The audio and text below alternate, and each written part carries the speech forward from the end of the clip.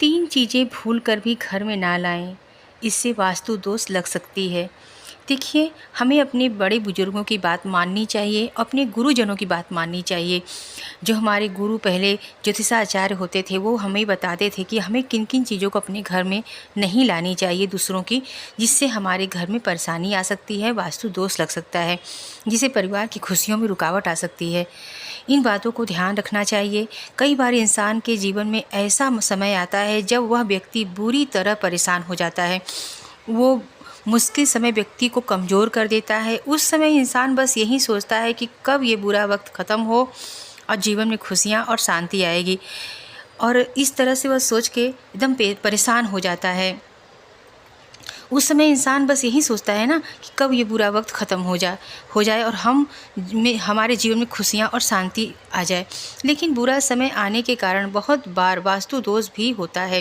वास्तु दोष बहुत सारी ऐसी चीज़ें जिन्हें घर पर लाने से लगता है।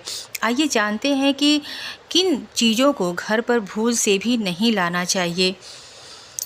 अक्सर हम कहीं जाते हैं, जैसे किसी मंदिर में गए या फिर किसी के घर गए, तो हम मंदिर में जैसे हम गए तो हमारा चप्पल अगर कोई पहन के चला गया तो हम दूसरे की चप्पल पहन के चले आते हैं। हमें भूल कर भी ये गलती नहीं करनी चाहिए।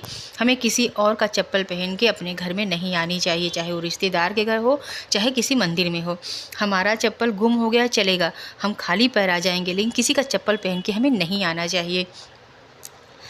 हमारा चप्पल गुम हो गया, समझो हमारा ग्रह कटा, लेकिन किसी और का चप्पल पहन के आ गए, समझ लो हमारे ग्रह खराब हो गए। इस बात को अब समझिएगा।